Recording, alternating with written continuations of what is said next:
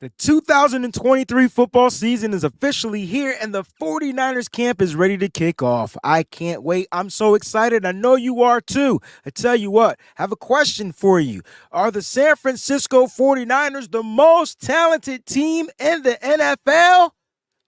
I don't know. I think so. I want to know what you think. Stick around right here on the Wayne Breezy Show. We got a little breezy this and a little breezy that for you guys. Breezy this, breezy that. They know I'm gold-blooded. I got the Niners on my back, you know. Breezy this, breezy that. Ain't nobody working like Breezy, and that's a fact. Overmotivated is an understatement. Gold-blooded to the core, got your squad hating. Breezy make it look easy. Breezy on everything like 05067 Wheezy. This is not a gang. Yeah, we faithful in every way. And even though we on the East Coast, very loyal to the Bay. Heavy red and gold every day. And if you really a Niner fan, I know you can relate. Applying pressure with this content like Smaller Bear. We not accepting no slander about Trey, so beware. I stay in exclusively Niner hats. And I always tell the truth, this exclusively Niner facts. Breezy this, breezy that. They know I'm gold-blooded. I got the Niners on my back, you know. Yeah, breezy this. I don't care what nobody say. I got the most fire intro out there in the game. Shout out to my boy Laketon Fresh with the vocals on that joint. Little breezy this, little breezy that. What's going on, faithful? If you're not a faithful, welcome to the stream. I appreciate you guys. Round of applause. We back, baby. We back. And I mean officially back. It feels good. Took a little hiatus from the Monday, Wednesday, Friday. Did the shows, a few shows with Nothing But Niners. Had my shows with John Chapman and little Larry Krueger in there. But the Wayne Breezy show is officially back, and I'm excited. Football camp is about to begin on tomorrow, July 25th. The players are going to report. I just can't wait to see 49ers football. For those that are going to the training camp sessions, you'll be able to go on Wednesday. You guys are going to have a blast. I can't wait to see like the rookies come out and do their little rookie dance or whatever it is that they do, flips. I don't know, but you guys are going to have a blast. I'm excited for you. I'm excited for this upcoming season. And I'm telling you right now, the 49ers are getting ready to get that 6th Lombardi. I could feel it. It's resonating in my animanium, manium, whatever you want to call it. It's in my bones. It's in my bones. Shout out to the Breezy's Bunch crew. I see you guys out there early in the building. Peachy in the building. Good morning, Breezy and everyone. Let's have a great show. Training camp starts tomorrow. My man Marty Marr, 49er Empire, is in the building. Good morning and thank you, Jesus. Football is back. How many of y'all not going to church on Sundays now that football is back? You don't have to answer that question. 49er Empire, stand up. Hope to see y'all all in Pittsburgh. We're going to have a blast in Pittsburgh, man. Terror Dome, speaking of church, the bishop is in the building. Y'all know the deal. Y'all know the deal. You already know the deal. You know what I'm saying? Mike and Kim, Travel Bud 710. What up, y'all? Happy Monday. Shout out with the Breezy's Bunch, the hashtag BB. To all, everybody. Oh, my gosh. We got somebody special in the building. Oh, my goodness. Coach Cruz is in the building. What's going on, fam? I haven't seen my brother in a minute. Johnny James Niner Gang, what's going on, baby? I hoping all is well. Chrissy 1687, I know you out here. Thank you for being on the show. I appreciate you for tuning in. Nana Cali Boy in the building. And to all the members of the Breezy's Bunch crew, I truly appreciate that. Listen. We got a shout out. We got some accolades we want to get through real quick. Got to get the air horn ready. Nana Cali Boy, who we talked to a little bit ago. Listen, 7 months, Breezy's Bunch gold. Got that popping. We got a super chat contribution to kick off the show. Let's go ahead and get into it. The one and only Jax Knox is in the building. 17-0 period. And don't agree with me. These are her players. Jordan Mason, Jair Brown, Marcelino, M. Ball, McCreary, Ball. So those are the players I think Jacqueline is saying that these are her guys. All right. What's going on, Brian? I see you out there, man. Aloha to you as well. Listen. Again, I'm excited. Now, today's show, I'm going to open up. You guys are going to be able to join me at some point, but I do want to get through a little preface. I want to do a little exercise or play a little game, and I'm going to give something away. All right, I'm going to give something away, but you got to get it right. You got to get it right, and I'll tell you what that is a little bit later on the show, but you got to get it right. You got to get it 100% correct. All right, you got to get it 100% correct. Listen, for those that are new to the stream, make sure you like, you comment. Don't forget to subscribe to the channel if you're new. If you're already subscribed and you're not a part of the Breezy's Bunch crew, all right, make sure you go ahead and click that join button. You dig? Click the join button, man. There's the link right there. Don't forget to subscribe to the podcast as well. That'll be back this week. It's on Apple Podcasts. It's on Spotify as well. I do apologize for the hiatus, but these episodes will be out there for you guys to listen to. You can follow and subscribe on Twitter. I know Twitter is going through whatever is going through, but it's still there. It's up and running. That's the originator, none greater. There it is, the Wayne Breezy. And then on Instagram, Threads, and it's Facebook, you can also follow at the Wayne Breezy. And now we have reached the 10K mark on Instagram. We got to 10K. Shout out to everybody out there. Appreciate you guys, your help.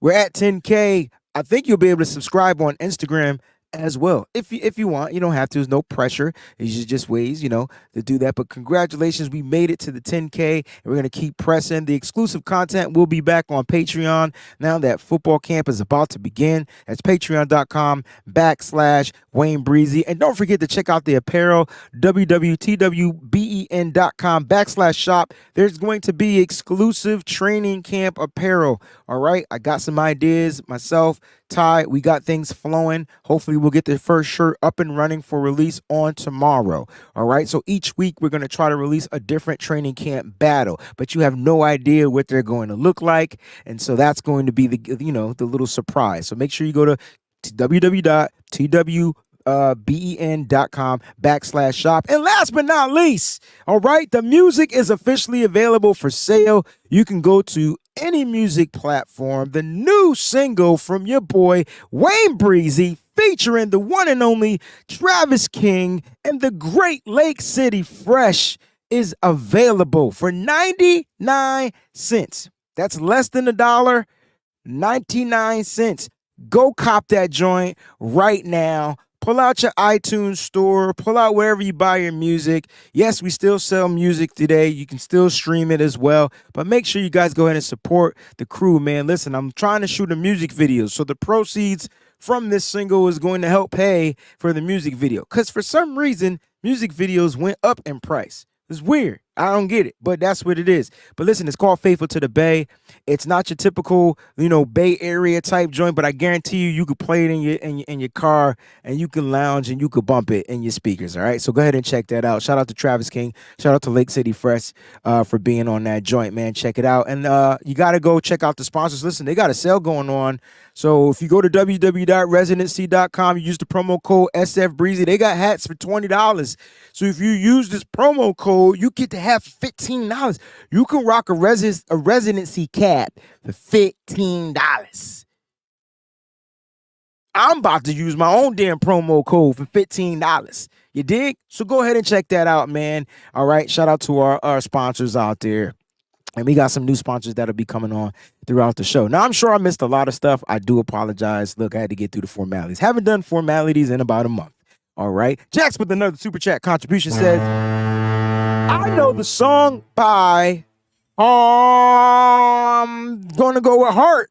That joint so hard. Appreciate it, Jax. I'm hoping I added in the right word with your super chat contribution, but I appreciate you guys. Let's get into some football talk, man. Look, it's not a crazy show. There's not a lot of news going on out there, but I do want to have you on here, and I want to get your thoughts on the offseason and things like that. So I'm going to have you guys on the show very shortly.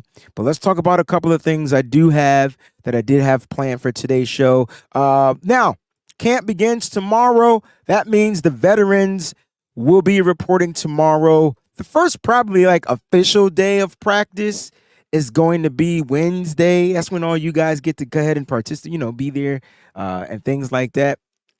And so camp begins tomorrow. The players are going to be reporting today. Oh, I got to throw this in there. I see a little another membership joint, man. Shout out to my man Eddie G and the Bulldogs, man. He says, love you, Breezy. The season is here, baby. Let's effing go. I'm so excited. Camp tomorrow.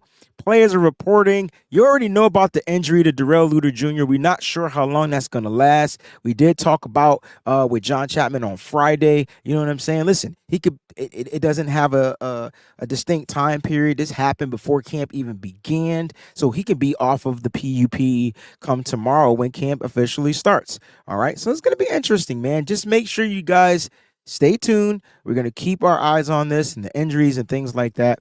You know, it's football, so expect injuries to happen. All right. Don't have an update on Brock Purdy. Will he be practicing this particular week? Not sure. Will he be cleared to practice? Not sure. But we're going to figure it out. All right. So we're going to get to that, and we'll know a little bit more as time goes along. All right. So just stay tuned. It's going to happen. All right. I can promise you that. We got a super chat contribution from Niner Cali Boys. What's good, my brother? Time to get back on all my Niner podcasts. Time to take 6. Appreciate the contribution, my guy. Listen, everybody took a break. Content creators took a break.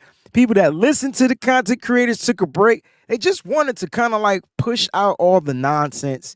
You know, in the off season, it's kind of like when the national media kind of gets to get back and take the realms of things, and they put out all these crazy narratives and things like that. You know what I'm saying? So now you're going to get your favorite content creators back, and there's a lot of them out there. Shout out to all. If you're a content creator out there, I don't care what level you on, because I'm still on the floor level or the basement level, but whatever level you on, man, congratulations, man. Keep rocking.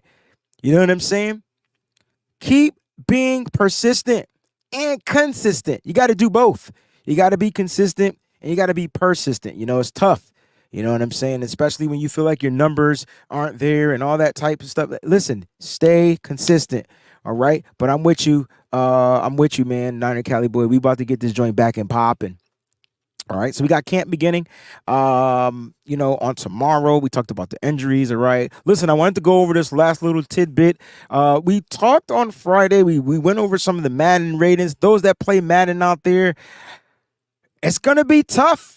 No, this is what Madden did. This is what pisses me off about Madden, right? So they put out, I love the Madden in EA Sports, because this is what they did, right? They know that the 49ers fan base supports their team more than probably any other fan base in the NFL, okay? More than any other fan base in the NFL.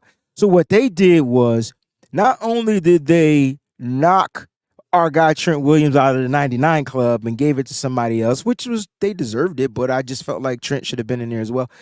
Then they gave you all these, like, the high-ranking players of the 49ers and things like that. And then they put out the team rating, which was an 84 overall. And I'm saying to myself, 84 overall? Oh, man. That's kind of trash. So check this out. There are two. I see Snoopy Cortez out there with his comment, and I'm going to address that really quickly. All right. So there are 2 Faithful to the Base songs out there. Okay. 2 Faithful to the Base songs out there. One is Travis King featuring Tommy Nello. That's my brother right there. So if you guys don't know who he is, check him out. He's got the 49ersforsale.com. That's where you get all those exclusive pens. There are 2 people out there that I love that are doing dope exclusive pens. My man Stark Express, as well as Tommy Nello. You can get really dope pens, right? So, I mean, they might not be the game day pens, but they do exclusive pens where they got to sit there. They draw out the characters. They draw out the different things. They have them made. They print out the pens. So if you want exclusive pens for your hats and things like that, or to put on a hat board or whatever it is you guys do, check out Tommy Nello, 49ersforsale.com, and then my man Starks Express as well, right? They got the exclusive joints, all right? But there's another song called Faithful to the Bay, which I did not realize that, which is funny. Remind me the next time I talk to Travis, why did he let me do a song called Faithful to the Bay if he already had a song called Faithful to the Bay? I don't know, but I'll tell you what, there can be 100 Faithful to the Bay songs. So when I type in FTTB, there's a bunch of FTTBs out there, and they damn sure don't stand for Faithful to the Bay. So listen, man, support us all. We're all out there. We all doing stuff out there. What's going on, the SHOT Show? What's going on, fam? But yeah, so I just wanted to address that, Snoopy. There is 2 versions of there, and both of them have Travis King on it. How funny is that? So yeah, man, look, I'm excited. Madden is out. The team overall rating is at 84, which all I'm saying is this. Look, it's Tommy Nello's song. I'm sorry. So why did you so Tommy probably pissed the freak. Tommy, my bad. I didn't do all the research I should have did when I was doing it. But I tell you what, you got Faithful to the Bay from the west side. I got Faithful to the Bay from the east side.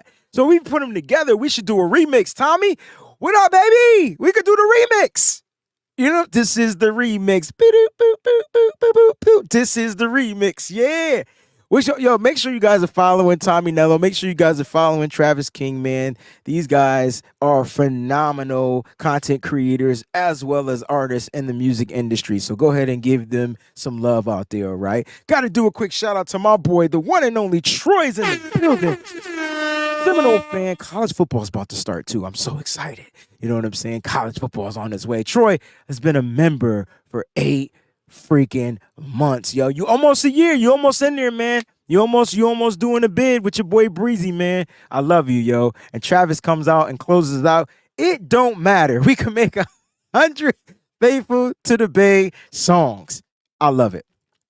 Keep talking that talk, baby. Wait till you see what Travis and I got in the works. Woo, baby. And I'm not talking music. All right, so 84. I'm a little teed off about that. Like 84? How that means here's my thing. That means they rated the quarterbacks very low. And the 49ers are, I don't want to say they're a mid team, but I feel like if you're an 80 in Madden, you're like a mid team, especially when there's a bunch of like 90 teams. And there's no team like higher, I think, than 91, if I'm not mistaken, or 92. It's like, it's tough. It's tough, right? But the Niners got some work to do. And if you guys want to understand why the rating for the team is overall so low, it's just because that quarterback rating, you know, Brock Purdy, Trey Lance, it's just not high. And a lot of the teams got them great ratings because the Niners got like 9 players. How many players they got in the 90s? About 6. They got a tough crowd. If you know how to play the game, you're gonna be good. But if you know my thing is this. This is what I do. I do Madden simulations throughout the season. Okay, that rating matters.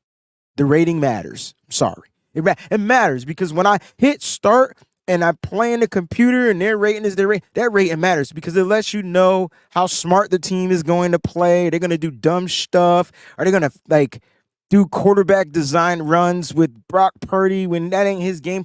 It matters. That's all I'm saying. So they had 6 players. Thank you, Case 49. We had 6 players in the 90s in Madden, right? I think that's pretty good. You know, some at the top of their position. I know it was it's a really good rate, but overall it's an 84. So that's why I brought that up, guys. It matters for me when I do the simulations. You guys want to understand, like, yo, why are the Niners struggling? Blah, blah, blah, blah, blah. It's because of that rating.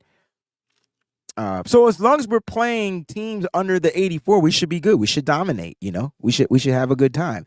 All right. A couple of things happened over the weekend. So PFF released that they predict Sam Darnold to win the quarterback 2 battle. And it's not a stab at Sam.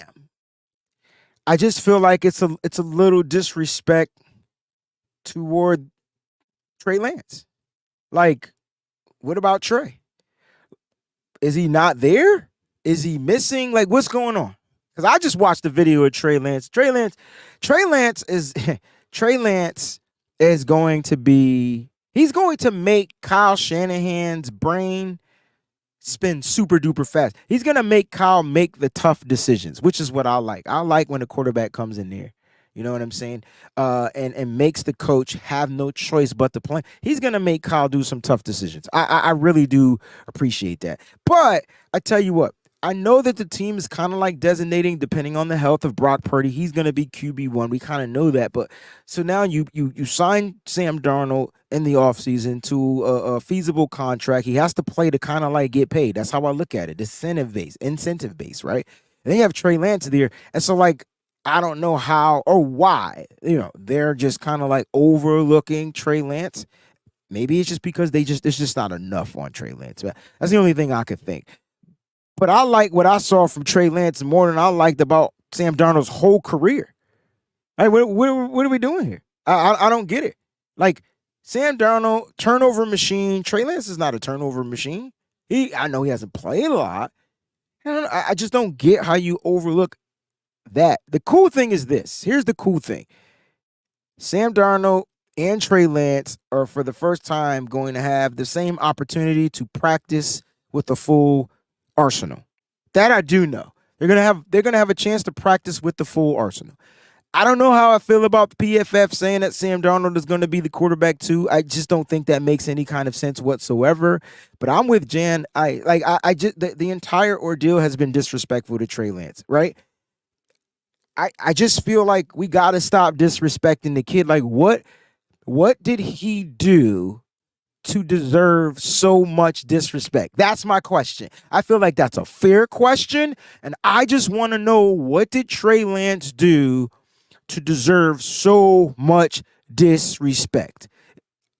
I I I need I that's You have to find a way to answer that question for me, or I'm going to continue to scratch my head. I'm going to continue to talk about it because I don't understand why he keeps getting overshadowed or overlooked. I don't get it. So, look, that's what's going on. PFF feels like Sam Darnold's going to be the quarterback too. Maybe they're assuming because, Kyle Shanahan or whoever, they went out and picked this guy, you know what I'm saying, in free agency. They picked him because they didn't want Josh Johnson again. That's why they picked him. They felt like they got there was better talent available, and they went out and was able to get it and give this kid a chance. That's how I look at it. Raphael, what's going on, baby? He says, what's good, Breezy? Good morning. Hope all is well with you and the family. It's been a while. Appreciate you for tuning in, Raphael, so much. But that's the thing. Like, you know what, Kenny? It shouldn't even matter if he played D2 football. It shouldn't even matter. The point is, what did he do in the NFL that's worse than Sam Darnold? Answer that question. On your mark, get set, go. Because you can't. He has way less turnovers. He has less touchdowns. I mean, his game is different, but he doesn't look out there on the football field. He didn't look half as bad, no pun intended, than what Sam Darnold has done in his whole career. I will say Sam Darnold's best games were in Carolina. So you can say D2 football, you can say all of that. That's cool, but that doesn't translate to how he's going to play in the NFL. That's not fair. There are guys that go to Division I football and suck in the pro level. Right? I know it's tough for a quarterback, but then there's guys that go to Division II football and earn big contracts in the NFL because there are reasons why they're in Division II. Maybe they had some mishaps. They couldn't get into a Division I school. They didn't want to go to, they're just a lot, behavior and little things. It ain't always because of their skill talent. So for PFF to overlook Trey Lance, it's maybe you know what, PFF, if you're watching the show, maybe it's based on data. Maybe your thing is there's more data about Sam Darnold that statistically say he should win the QB2 role. I think that's kind of like what it is. I don't want to dwell on this, but, PFF puts out some good stuff and they put out some bad stuff. Here's some good stuff, right? So PFF has the 49ers with 6 players in their top 50. Hey, shout out to PFF for this one because the 49ers are the team with the most players in the top 50. They have a total of 6. Round of applause to the 49ers for building talent. You see where I'm going with this? 49ers are loaded. Loaded with talent. Loaded with freaking talent, right? They got 6 players in the top 50. You can see them scrolling on the bottom of the screen. Trent Williams was number 3. Nick Bosa doubled up. He was number 6. Fred Warner was rated their best linebacker in football. He finished 14. All right, you got George Kittle at 39. Christian McCaffrey at 44. And Debo at 50. At 50. I can tell you this right now. Here's my hot take on Debo Samuel. He will be an all-pro player in 2023. I'm going to give myself this ding for that. He's going to return back to all-pro status in 2023. If you agree with me, hit the thumbs up out there. If you disagree with me, hit the thumbs down. But I'm telling you right now, from Debo's mindset, to his workouts, to his on the field drills. He is returning to all pro form. I tell you what, I see Peachy with the thumbs up. Travis King gave me the damn boom. Yeah, boom. Here's the thing. When you come out and you nationally critique yourself as shit, oh, that's the best motivation in the world, Craig. I'm telling you right now, Deebo Samuel is going to return to all pro form. And here's the thing. I don't think we even know what that's going to look like. You ain't going to just see a wide back. You're not going to see a wide receiver. It's going to be a different mindset for Deebo. Here's my question, and I was going to pose it out there like on Instagram or something, but who is Deebo going to bully in 2023? Jalen Ramsey's no longer in the NFC West. Can somebody tell me who he's going to bully, especially in the NFC West? Put that in the chat. All right, I got a lot of thumbs ups out there, man. I love it. I love it. I see you, Bryant. What's going on? It's going to be 99 problems this year, even though he's wearing 19 Terradome. I can tell you right now. Yeah, Deebo just, first of all, he looked jacked. Second of all, he just looks like he's in tip-top shape. Like, not just in shape, he looks tip-top shape. And here's the thing, I don't ever have to worry about Ooh, I love the shot, Sean. Let's go. Here we go. Tariq Woolen. Now,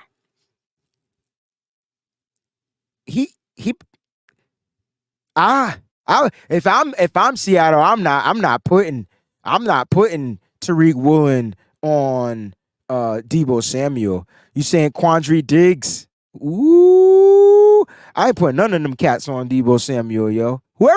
Listen, Jalen Ramsey to me is one of the top cornerbacks in the NFL that looks for contact. He likes to tackle. He does not like to tackle Deebo Samuel. I don't even think like any of these cornerbacks that you're naming, maybe Quandre Diggs, isn't he a safety? Maybe Diggs. But I don't think you line up a safety over Deebo Samuel. I wouldn't do that. Buda Baker neither. Buda's gonna have to deal with Kittle. Like, I'm with you, Johnny James. Like, that's a tall task right there. You know what I'm saying? Theodore says BA has a better season than Deebo. Hey, that's fine. All I know is Deebo is going to be an All-Pro. I could tell you that right now. I don't know if BA makes All-Pro this year. He'll make the Pro Bowl. I don't know if he makes All-Pro. Deebo will return to All-Pro. I guarantee you that. I think the 49ers are going to have tons of All-Pros. Dynamite Day says, question needs to be, who's stopping Bosa in the NFC West? Listen, now, it's funny how you asked me, Dynamite Dave, who's stopping Bosa, and you got a picture of the Cowboy. I love it. I love this, Dynamite Dave. That is dope. Great 1765. What's going on, family? I know he runs too. So that's where them safeties are going to have to come in. But who's going to, like, the thing is, he's going to bully. Deebo's mindset, I don't think anyone can match his mindset. I don't think there's a defensive player out there that can match his mindset. I think that's what I'm talking about. And his mindset is physicality. That's one of the things, and I saw Debster said that she wants him to stay healthy, right? Yeah. His mindset, though, is to run somebody over. Like, I'm not even run them over, like run through them. George Kittle has that same mindset. That's why they stay injured a lot, right? Even though I feel like they don't get injured, or they didn't get injured on the bully runs. I feel like they got injured on bad throws. Not gonna go back to that. We're moving on from that chapter. Okay, we're definitely moving on from that chapter. But guys, 6 players in PFF's top 50. This is why I say, like, with PFF, you know, it's a grain of salt. You can like it, you can hate it. It's up to you. You know, for me, they statistically, the way that they grade is the way that they grade. If you can dig it, you can dig it. And if you can't, you can't. All I know is I feel like the 49ers they have an abundance of talent. Like abundance of talent. But the real question is it going to be enough? Right? Is it going to be enough? I like this question out here. Young Dong. Yeah. What team is better? The 2016 Atlanta Falcons or the 2023 49ers?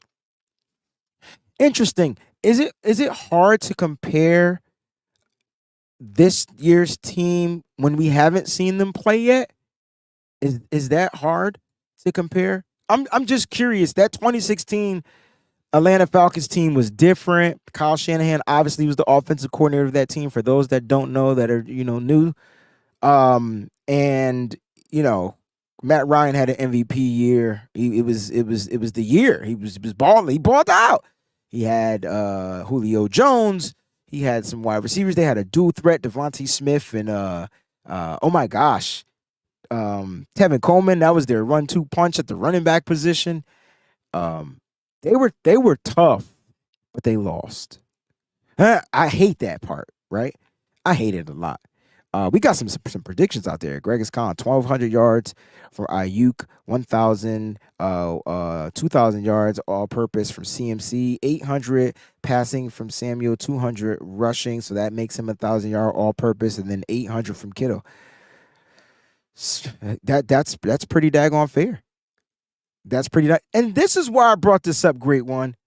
This is exactly why Debo ranked 50th out of a bad season, off of a bad season. He ranked 50th off of a bad season. Now, if I'm not mistaken, the NFL 100 begins this week, right? If I'm not mistaken, it begins this week. So make sure you tune into that. We'll see how many players out there from the 49ers grace that list. It's going to be awesome. And things like that. But, that's my point. Debo ranked 50th off of a bad season, which I didn't think it was that bad, but it was nowhere near in comparison to, that's not even a word. It didn't compare to what he did in 2022. 2022 is all pro. He was just different. He was just different. You know what I'm saying? All right. I want to play a little game, and then I'm going to open up. You guys can come on the show. You can talk about what you want, as long as it's 49er related. All right? All right. So I want you guys, the first person in the chat that can guess my top 10 49er players headed into the 2023 season will win a football card. All right? So let's do it. Guess my top 10 players. Now, while you guys are putting that in the chat, again, I'm going to go off the timestamp, okay? And I'm going to get ready to share my screen because I have this already typed out. And you have to put them in chronological order. So you got to go 1, 2, 3, 4, 5, all the way up to 10. Damn. Yes. Top 10. All right. Top 10. Yeah. Listen, it's not difficult.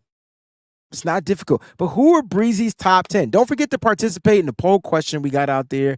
Which player ranks the highest on the 49ers? Is it Nick Bosa, George Kittle, Trent Williams, or Christian McCaffrey? Right now, the race, we got about 70 votes going on. Right now, Nick Bosa's ahead by 6%. You got Nick Bosa leading Trent Williams. Let's see who's going to be that player at the end of today's show.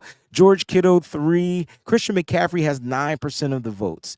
It's a lot of heads, but you should be able to get at least 6 of them right off the top. That's too much. You guys suck. Look at this. That's too much. I'll pass. Guess my top 10 players on the team right now, currently. Top 10 players on the team. I know it's tough. I know. Listen, I know it's tough. I get it. Trust me. But you could do it. I promise. You could do it. All right? Top 10 players on the team. You got to put them in order. And it's offense and defense. If you don't want to, look, we got some. All right, so let me read them. All right, I'll start with Coach Cruz. This is the first one that I see. Let's see if he's right.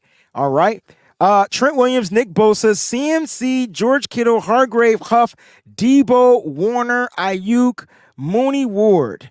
I will tell you right now, you have all the players except for one, and you were close. You got the first 3 right. Yeah, I will tell you that. All right, Debster went with the top 5. She said bump it. Bosa, Trent, Kittle, CMC, Purdy. I could tell you that Purdy's not in my top 10, but you got 4 of the players. All right, you got 4 of them. All right, I'll change the contest. Let's see who can get the most. And you did the top 5. I love it. I love it. But right now, the leader is Coach Cruz. He got 9 of them. He got 9 of them. You don't have to put him in. Oh, I would love for you to put him in order, but everybody complains about when I say do shit. It always got something to say. I gotta put him in order now. I gotta do this. Man, Trent, Bosa, CMC, Warner. Oh shoot, Kittle, Debo. Oh snap! Let me look at my list. Oh, you was close. You guys are missing one player. Great 1765 has 9 of the players. His order is damn near the closest, but he's missing one player. Ooh, Eric. Let's see what Eric says. This is fun. Nobody's gonna win. All right, top 10. Bosa, Trent, CMC, Kittle, Debo, Warner, Hufanga, Ayuk, Ward, and Greenlaw. You got 8 of the players. You got 8 of the players. Johnny James 90 gang. Bosa, Trent, Fred, CMC, Debo, Hargrave, Ayuk. 1, 2, 3, 4, 5, 6, 7. You got 8 as well. Breezy, read mine. I gotta go find it. I'm sorry. Here we go. Trent Williams, Nick Bosa, CMC. That's my top 3. Fred Warner, top 4. George Kittle, top 5. Are you fucking on my computer? Is he on my computer? Are you a bot? What the freak? Hold on. You got you got all the way up. I ain't gonna tell you. 2 of them aren't there. I will say. So you got 8. All right. No one's gonna win this. I'm sorry. So far, I see one more. Don't bother me. Williams, Bosa, Warner, CMC, Debo, Ward, Ayuk, Kittle, Hargrave, and Huff. He got 9 as well. All right. You guys are gonna be mad. So nobody won, but I do appreciate you for playing. All right, so here's my top 10. All right, here we go. Let me see if I can make it bigger. Pause. Oh, I thought I could. Oh, yeah, you can right here. All right, so let's blow that up to 200%. Trent Williams, Nick Bosa, Christian McCaffrey, Fred Warner, Hargrave, Samuel. Oh, how do I have use check twice? That's wrong. I knew there was going to be some type of boo-boo. It's not use check. Trent, use check was my 10. Williams, Bosa, McCaffrey, Warner, Hargrave, Debo, Ayuk, Mooney. Who am I missing? Damn it. The damn computer messed me up again. It's always some technical bullcrap. I know I didn't type use check twice because his name is too damn hard to spell. Who am I missing? Trent Williams, Bosa, McCaffrey, Warner, Hargrave, Debo. Who's after Debo? Mooney, Ayuk. Damn, I can't remember who I'm missing. It's gonna come to me. Let's see if you guys can guess who I'm missing. It wasn't Huff. It wasn't Mitchell. It wasn't Mason. Kittle. Thank you. Where the hell did Kittle go? I don't know. They tripping. So Kittle's supposed to be 5. That's what happened. Whoever guessed George Kittle is I'm going to give something. So stand pat. So I just took out Kittle, and now I got to put Hargrave back in there. And those are my top 10 players. There we go. Trent Williams, Nick Bosa, Christian McCaffrey, Fred Warner, George Kittle, Debo Samuel, Javon Hargrave, Brandon Ayuk, Mooney Ward, and Kyle Juszczyk, which nobody got. Nobody got Juszczyk. All right. Now, the first person that said Kittle was Travis King. Is it Travis? I think it's Travis. I think Travis King. When I asked who's the first person missing, it's Travis King or the great one. One of you guys were the first people that saw me missing Kittle. All right. I can't tell which one it was. I think it was Travis. So Travis, I'm going to be sending you a card, a football card, very shortly. All right. But thank y'all for participating. That was pretty fun, yo. I know it's tough or whatever to guess my top 10. I mean, like, how are you going to guess my top 10? But it's kind of like your top 10. But you guys love Huff. Some of you guys had Gibson in there. We just had a big old show with John when we did our offense. And, you know, I love Kyle Juszczyk. But if I had to draft a player, I think I'm drafting Mitchell over Juszczyk. Jax with the super chat contribution says, I won. I was the closest. I don't think you were the closest. Uh, but yeah, if you say you were, okay.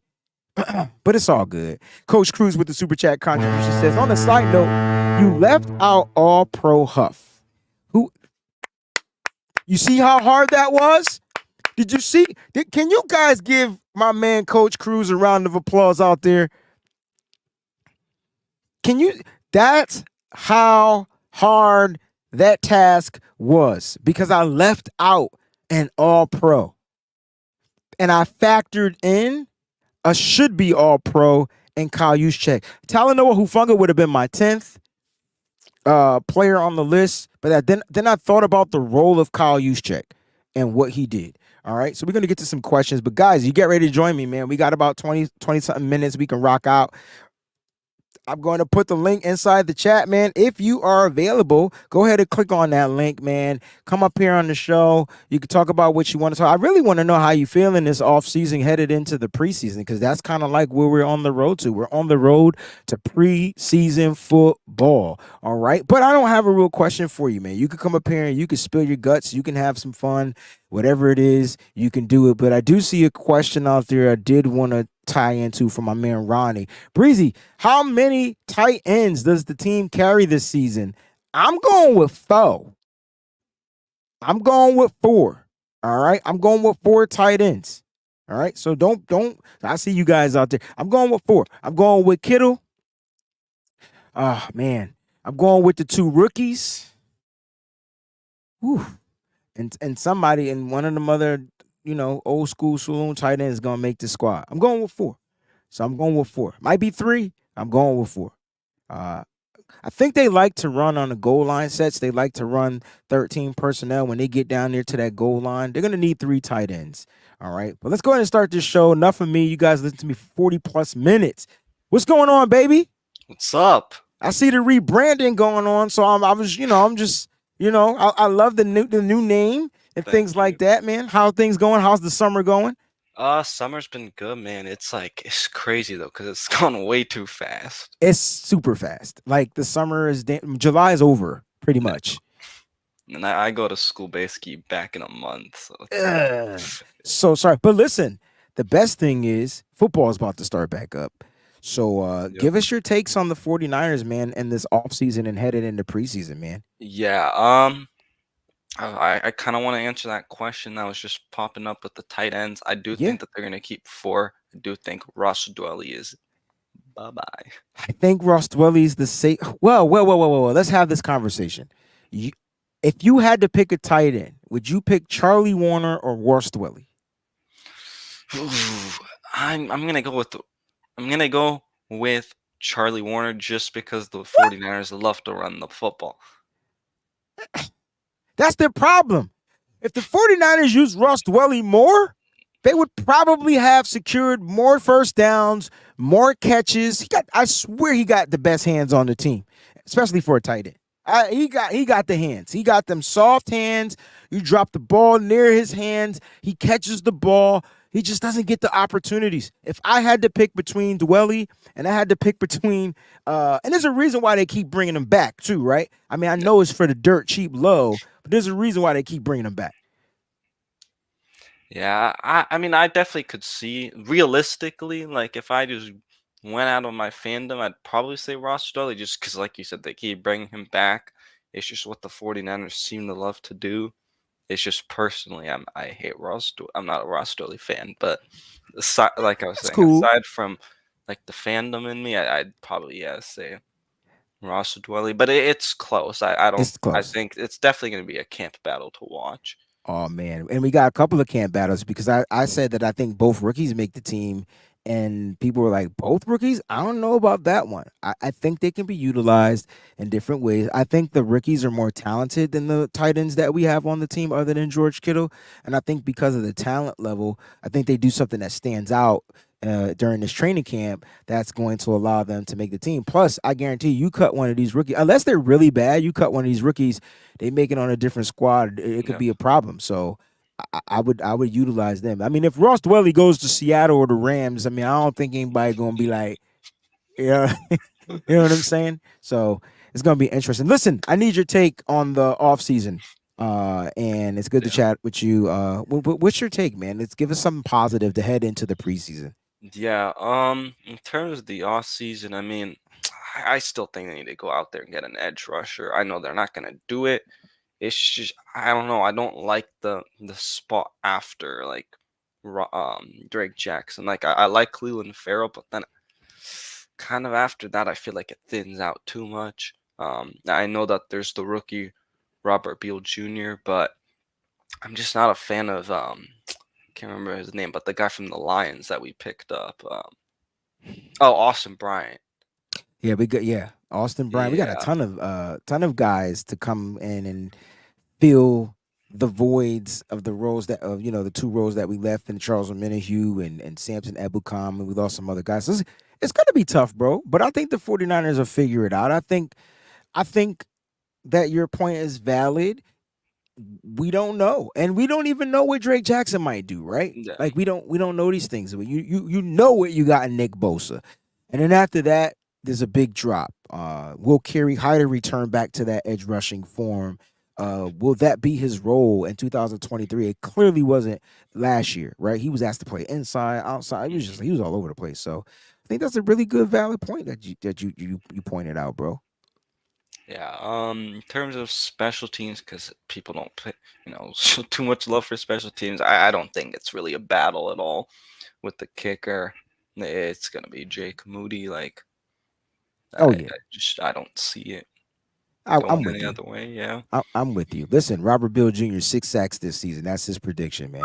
I like what I he's do saying out like there. the speed from that guy. It's just if Can he get I, home is the question. yeah, and just the tools, and I think he definitely can because we come on, we have the best defensive line coach in the NFL.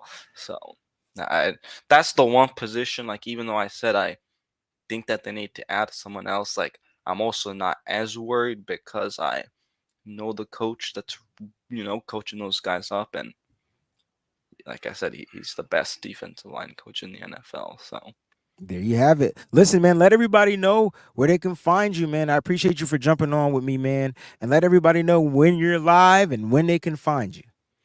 yeah, you guys can find me at the Shaw Show on Twitter and YouTube. Gonna be live actually on Wednesday with some other guests. So yeah, All right, man. Appreciate you, man. Love you, bro. appreciate you. All Peace. right, man. Peace out. All right, let's keep them on. I got a lot of content creators in the queue, baby. That's what I'm talking about. I'm gonna shut up. So I'm gonna bring you in and I'm going on mute. Here we go. You already know who he is. He needs no introduction. He's the best damn man in football. What's going on, baby? My dog Breezy, what's going on? Good morning to you, good brother. Good morning to you, bro. Listen, I'm going on mute and you got the floor, baby. We gonna talk about this DB position. I'm done with the quarterback position. I ain't got time to be talking about no damn quarterbacks. Forget it. We going to the DBs, all right? That's where we headed. Okay? First things first. Darrell Little Jr., prayers up for you. Hope you get healthy. Hope we get you, back. There were some good things said about you from Steve Wilkes, so I can appreciate that. Let me tell y'all something. There's a guy there named Sam Womack third that y'all seem to keep forgetting exists. It's like they All right? forgot about him, right? Everybody They done forgot- forgot about him. they You know what forgot y'all done about him. did? Y'all done ran over to Isaiah Oliver. Everybody said Isaiah Oliver is the man. He's the guy at nickel. He's this, he's that. Thank you. Let me explain something to you. Sam Womack has everything you want in a defensive back, outside of height. If we could, if Womack was 6'2", this would be not a conversation. It wouldn't be. But let me tell you this: he has everything you need, and with a coach like Steve Wilkes, I believe he will tap into everything that Sam Womack has, enhance it, and make it better. I believe you're going to see 3 safety sets because they're going to force Jair Brown on that field to make plays. I do believe there will be more interceptions this year. I do believe we got to lead. We should have no less than 25 picks Wait, with so all the ball hawks we got. we had 22 picks. We tied for first last year. Mhm. And you said there's going to be no less than 25. I No love the less, number, baby. no less than 25. I love the number, baby. I love that number. And I'm telling you right now, that's going to be the position group battle to watch. We know that Demo and Mooney got the outside spots locked down. That's it. That we all know that. But I feel like if given the chance, Sam Womack is going to force his way on the field in some way, shape, or form, even if it's as the fourth defensive back, because they go with Oliver because of his size. He's a little taller than Womack. But Womack is a great gunner on special teams. He is insane with that. He has the intangibles that you want in a DB. The man had 2 picks and barely played. The more time you give him on the field, the better he will be. You heard Demo say it best. The game slowed down for me. What do college players always say, Breezy, when they come from the college game to the NFL? It's fast, man. Faster. It's faster, quicker, stronger. Yeah. I'll say this. There is a big what to PFF for knocking Trent Williams out of the 99 club. That's disrespectful. You should be smacked in your face. I'm sorry, not PFF, Madden. Y'all EA Sports, y'all need to get it together. Okay, I'm getting real tired of y'all being disrespectful. Okay, I'm telling you, you need to get your ratings better. Bosa should be no less than a 98. I don't know what he is right now. He's a 98. He made it to the 98. Yeah. So our defense is going to be the focal point and the strong suit of this 49er team. I can guarantee you that. Not saying the offense ain't going to have some beautiful things, because you'll have the full set of Debo, Ayuk, CMC, Kittle, Juice, all those guys. We got the line. The only question mark right now is just to see what Colt McKivitz has at right tackle. But I'm telling you right now, people, remember that name, Sam Womack III. That man is going to come out and do some things that are going to amaze you, and it's going to piss some people off, because if he winds up getting that starting spot over Isaiah Oliver, everybody going to be mad. But I tell you this, you're going to have a lot more interceptions, because that's what he is. He's a ball hawk. And I like Jair Brown. I love what Demo brings. Now, Breezy, I'm going to give it back to you, because I need you to tell me something. Mm-hmm. Where your boy at? Well, let's see. Last year he came into camp pretty dinged up and not in good shape. You heard Steve Wilkes kind of speak highly of him in the mini camp that they had. But we'll see what happens. How does Ambry Thomas come into camp this year? I tell you what, if Darrell Luter Jr. is nursing some type of an injury and he remains on the PUP, he better be slipping some $5 in his pocket, because I can tell you right now, Darrell Luter Jr. was going to be beating out a lot of cats. And I will say this, Ambry, he has a specific skill set. Will he benefit from Steve Wilkes and playing press man? That's Steve Wilkes' strength, right? I want bigger guys on the outside, jam these receivers at the line of scrimmage. Every time you watch Ambry Thomas, this is not an excuse for him, but every time you watch him, man, he was 7 yards off the ball. I'm like, oh, he about to get toasted, yo. He about to give up first down. It's just not how he played. Like, it's so hard. About to get toasted. It's so hard for guys to go from man to zone. That's the hardest part, and I think your boy Samuel Womack struggled with that as well. You watched him get beat by when he had to go out there and start, and so it happens. It's a quick transition, but once the game slows down, if you're gonna say that about Samuel Womack, you can say that about any player in the NFL. If they make it to that part where the game can slow down for them and they can really start owning in on their talents and their skill sets, then they can persevere in the NFL. But the NFL is a monster, bro. You know how it is. Listen, D, I appreciate you for jumping on. I got a bunch of people in the queue, bro. I got to get them on here, man. Very good take. Don't forget about Womack the Third, yo. Real tough take, man. I'm telling you, because I'm telling you, you're going to be singing Bobby Womack when you see him. Wait until Womack intercepts you. Charlie Bridge, I got them notes why the warm the fight. You was on it too. I thought you was gonna strain when you got into that. Wait until I thought you was gonna strain a little bit, but that was perfect, man. And that was a remix. Man, I do all right. We gonna get together. We gonna make ourselves a little R&B. I can't wait to see you in Arizona, bro. Let's have some fun, man. All right, Breezy. All right, D. Peace. Case 49, are you ready? Am I going with you on the audio? I can't tell if you're ready because I can't see. Then he disappeared. All right, I got the one and only. For the first time in American history have the one and only Ted Talks Football in the queue. Now he's gonna get his own portion segment on this show now that the season's back and popping, but he's calling in. I feel honored. Make some noise for the one and only. What's going on, baby? Not much, Breezy. How you doing this morning? Oh man, you sound crystal clear, man. That's what I'm talking about. You sound better than me, but I'm doing good. I'm doing real good, man. What's going on, bro? Talk to us, man. Give us some 49ers positivity headed into the preseason. Well, I mean, we obviously had a lot of turnover on defense on the D line, with a lot of edges lost. There was some talk about that earlier, but I think Hargrave really makes up for all of that. I do like Womack. I do like Isaiah Oliver. I think that should be a good battle. Just hope Darrell Luter is back. I think our defense could easily be better than it was last year. And people say, well, it's number one. How do you get better? Well, you can always improve. You can always be statistically better. Interceptions. We can get a lot more sacks. I think I've been saying I think Hargrave is going to be like Charles Haley 2.0. Like how Haley went to the Cowboys and they owned us until we finally got Dion and were able to beat them in that one NFC championship to get to our last Super Bowl to get number 5. I think it could be a lot the same here with us stealing one of the best D linemen from the Eagles. I have a question, and I know you can help me find the answer. But why come, that's the way I talk, why come when Hargrave joined the Niners, it's like he took a big dip in his factor in the NFL? Do you understand what I'm saying?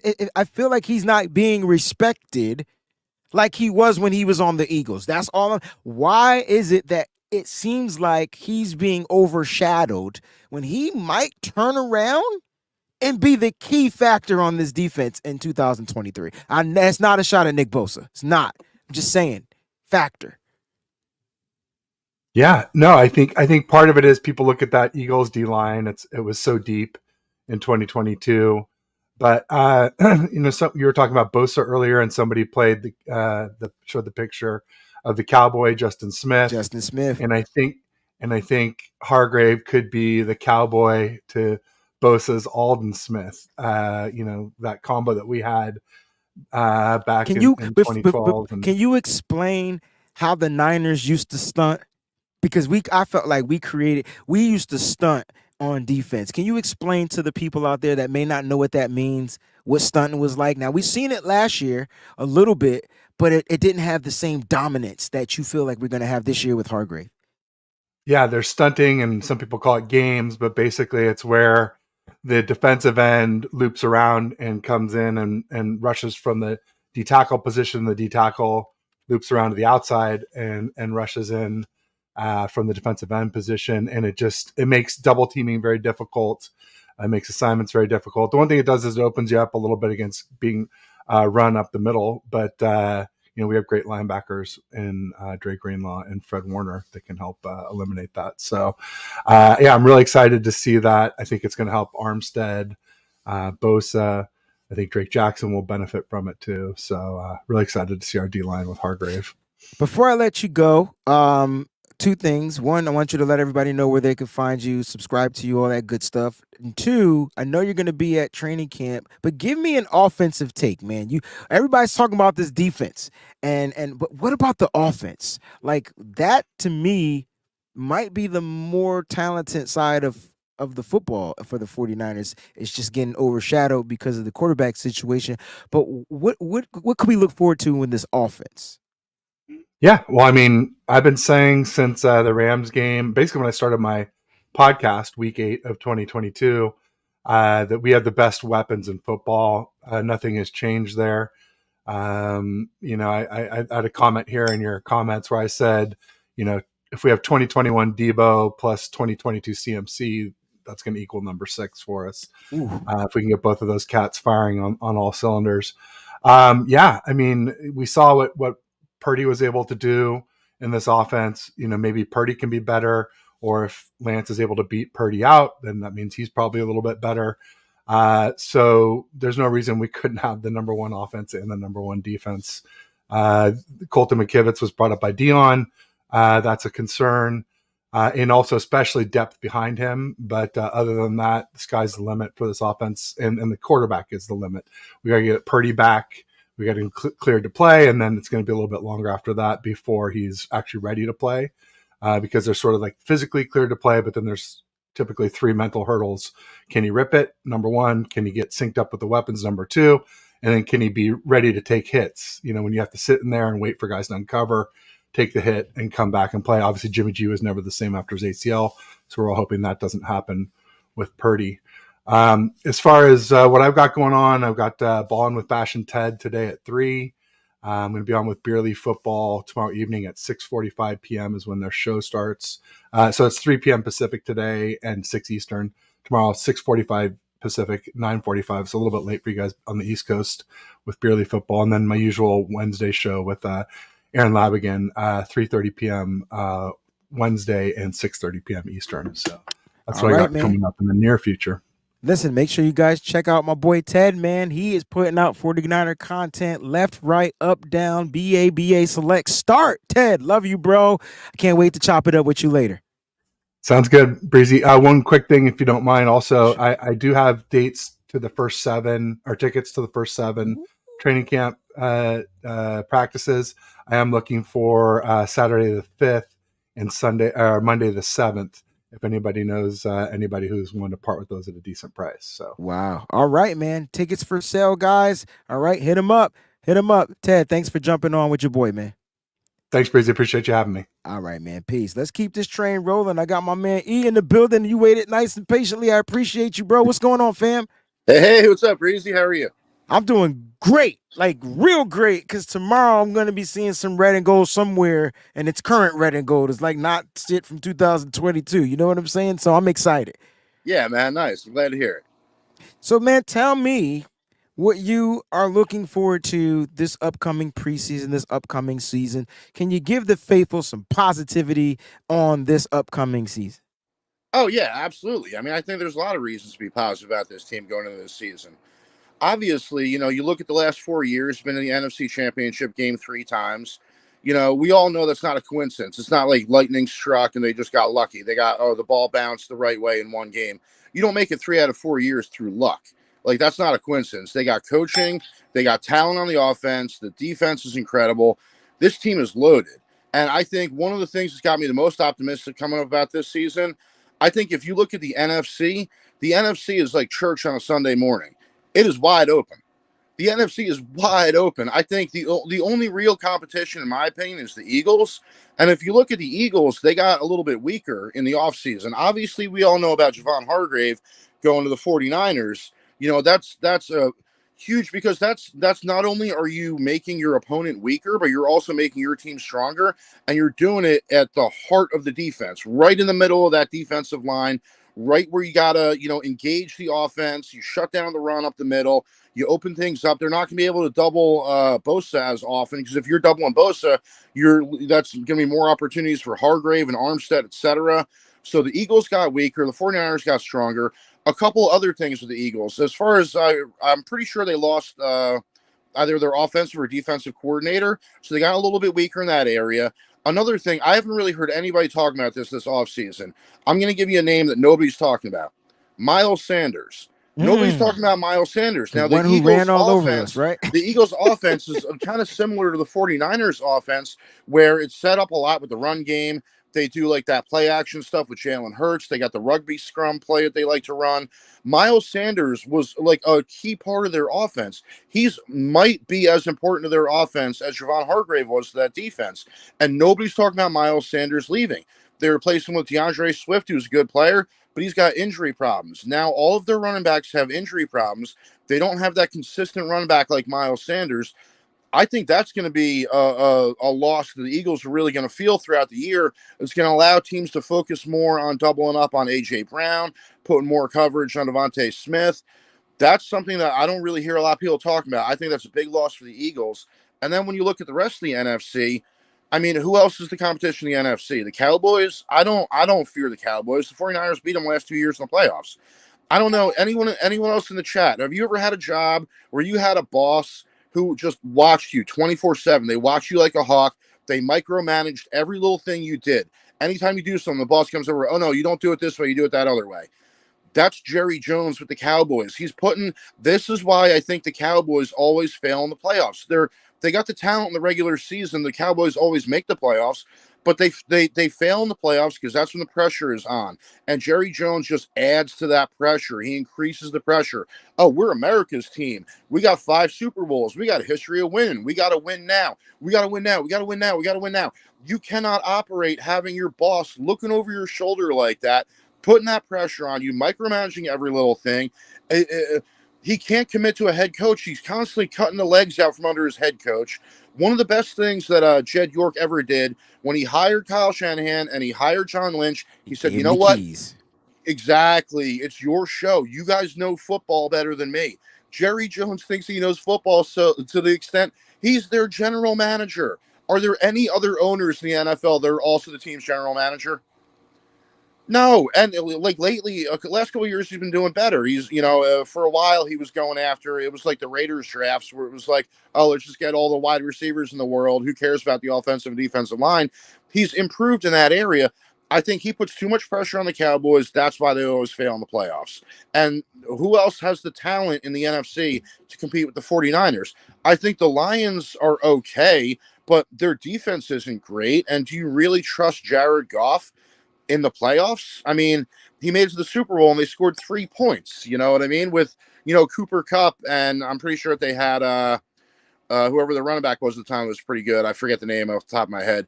But other than that, the division, the Cardinals are going to be very bad. Let's all agree on that. Everybody knows that. The Seahawks, I don't trust Geno Smith. The first 9 games of the season, he threw 4 interceptions. The last 8 games of the season and the one playoff game, he threw 8 interceptions. If you look at Geno Smith's career, he's more likely to be the player of the second half of the season who was throwing picks. And that's you can't afford that against a team like the 49ers. So they don't worry me in the playoffs. So I think it's going to be a fairly clean path to the Super Bowl, barring injuries, of course. But even that, like we're in a point where we're kind of like we got insurance against injuries because we're not a situation where it's like, oh, if Jimmy G goes down, we're running out Nick Mullins and hoping for the best. Like I like Brock Purdy and I like Trey Lance. I think that gives us insurance. If one of them gets injured, I think the other one can perform at a high enough level for them to have sustained success in the playoffs. So that's, one of the main reasons. It's not just how good the 49ers are, but I also look at the rest of the NFC. Obviously, the division isn't very strong. The NFC South, the Buccaneers made the playoffs with a 9-8 record with Tom Brady as their quarterback. Are they really going to improve going from Tom Brady to Baker Mayfield? I don't think so. And then the rest of the, can anyone else really name the rest of the quarterbacks in the division? Derek Carr, he's okay. Are you worried about Derek Carr in the playoffs? I don't think so. Desmond Ritter with the Falcons, he doesn't really have that kind of experience. Bryce Young is a rookie. You look at the NFC North, the Packers are going over Jordan Love. Nobody knows what they're going to get out of him, but they couldn't win with Aaron Rodgers. How are they going to win with Jordan Love? The Vikings last year, they must have had a unicorn's horn, a 4-leaf clover, and every other lucky charm you can think of. They had the whole box of Lucky Charms because they won, I think it was like 10 one-score games. It never happened in football, and you know what? It's not going to happen again this year. I'm sorry, Vikings fans. The odds are you're not going to win that many one-score games. You're going to come back to earth a little bit. They lost at Darius Smith on their defense. I don't see how the Vikings are going to improve. Good point. The Bears, Justin Smith, he's all right. I think that, a couple years down the line, once they add a little more talent around him, they could be competitive. But the Bears aren't going to challenge the 49ers in the playoffs this year. So I think it's going to be, maybe I'm being a little overly optimistic about the 49ers' chances, but I think it's going to be lighter competition in the NFC. I think what it's going to come down to is the Super Bowl. And at that point, whoever you're playing in the Super Bowl, whether it's the Chiefs, the Bills, the Bengals, those teams are going to be beat up because they're going to have to get through all those other teams in the AFC. By the time the Chiefs make the Super Bowl, they're going to have to have played the Bills or the Bengals or other teams at that level. Meanwhile, the 49ers could legitimately have some games in the playoffs where You get it halfway through the fourth quarter, this game is over. We could rest CMC a little bit. We could rest some of these guys a little bit. So, and that's another thing, by the way, now that I mentioned CMC, and I'll make this my last point so you move on to your next caller. But a lot of us forget because CMC has fit so perfectly into this offense. It's easy to forget he's only played a half season with the team. This is the first full off season with the team where Kyle's been able to scheme out plays. CMC has been able to work on his timing with the rest of the offense, and I think that's going to be the linchpin of the team. It's incredible how the offense was already great, and then they added CMC, and now he might be the best player on the offense. He's going to draw a lot of attention for defenses, and you can't double CMC, George Kittle, Debo Samuel, all of that. And you know what? Brandon Ayuk, I don't see how they could possibly double cover Brandon Ayuk. So he's going to have single coverage, and with his route running, he is going to be eating people alive. So I don't know if it's going to be Brock Purdy. I don't know if it's Trey Lance.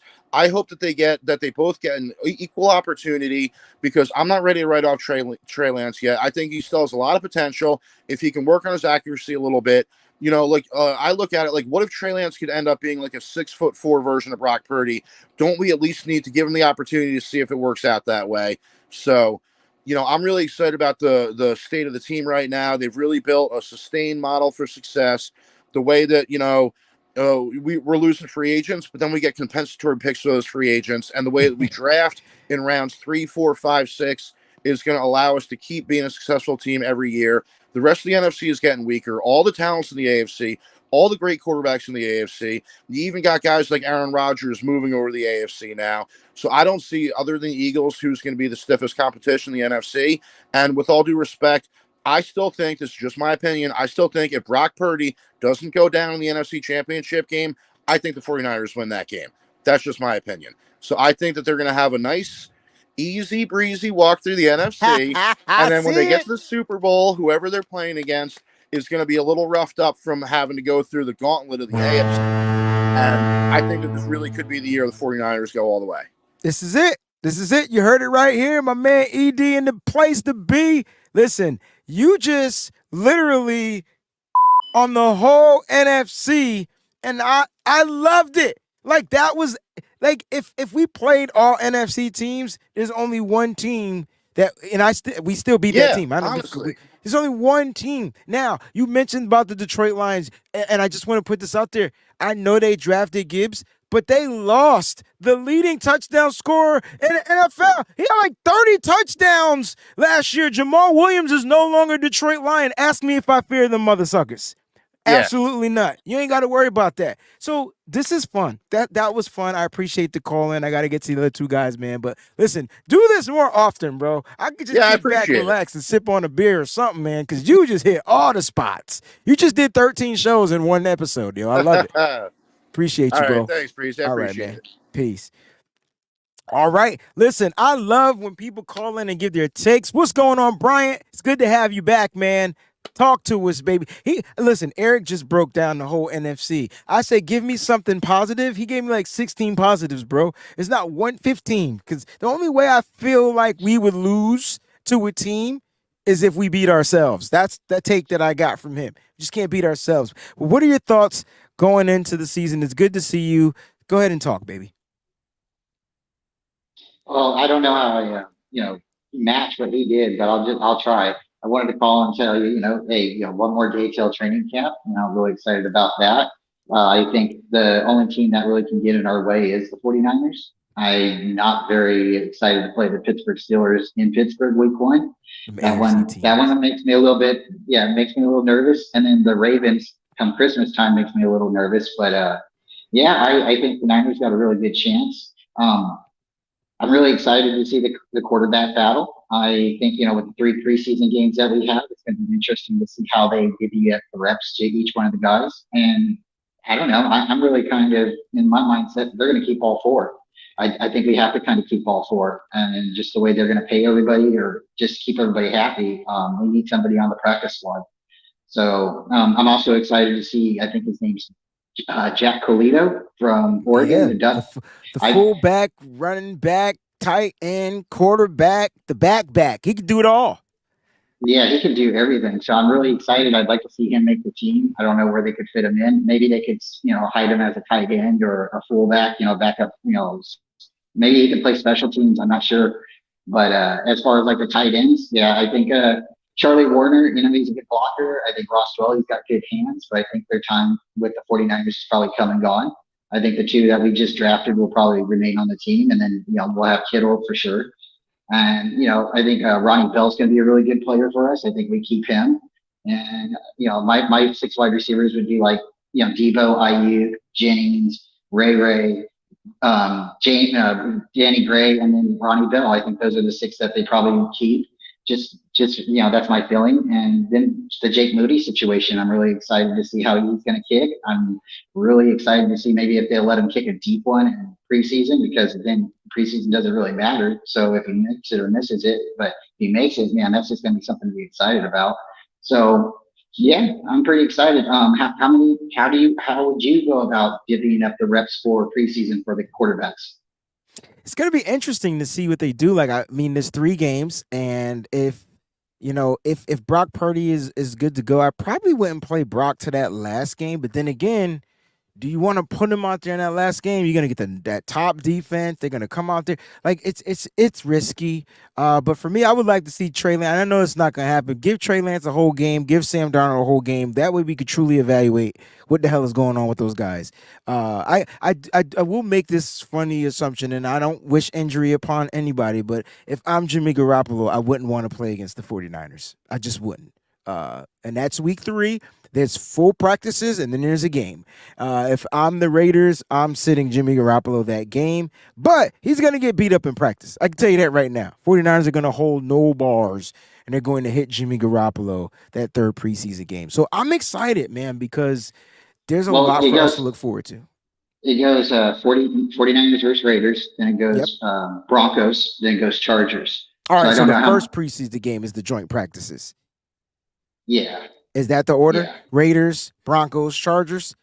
So then let Brock play against the. I don't want Brock to play. Period. I give him a couple of snaps, maybe. I'm hoping he's cleared. I think that's what it comes down to. Like, I'm hoping he's cleared. If he's cleared, then I'm confident, because now the doctors are clearing him. He's out there. He's practicing. He'll get team runs with the first team and things like that. But that first preseason week is going to be pretty interesting. Because those are the joint practices, and that's Raiders, Niners, and all I'm gonna do, I'm gonna say this again, please, fans, it's just a game, it's a preseason game at that. Keep it football, please. I know the fans are gonna take it to another level. That's kind of like what they do. It's just kind of what it is, but it's vague. They're in Vegas, right? The 49ers will be in Vegas for that game, if I'm not mistaken. Yeah. Yes. So it's gonna be it's gonna be a little different, and it won't be maybe as noisy as it would be maybe in the Bay Area, because some of those people that have to travel, they're going to have to really think about traveling and, acting a fool and stuff. I've been to Niner Raider Bay Area games, and they get crazy. Tough, people's right? jackets and jerseys get ripped off. Yeah. And it's not cool. It's not cool. You want to have fun, so, but hey, thanks for having me on, Anytime, keep doing bro. what you're doing. One more day. And, just, appreciate it, and everybody else, make sure you hit the like button, subscribe to Wayne, and I'll be around. I'll talk to you soon. Before you go, let them know where they can find your live show as well. Oh, okay. Well, I do some shows sometimes Saturday mornings, Sunday mornings, but today I'm going to actually start streaming with my co-host David McNiner. We do a lot of stuff together, but I'm going to start streaming with Aaron, First Takes 49ers, and Ty Austin. We're going to start doing a show on Mondays. And then Wednesday, I actually have a Rashad show coming on with me and David McNiner. We like to do interviews with people.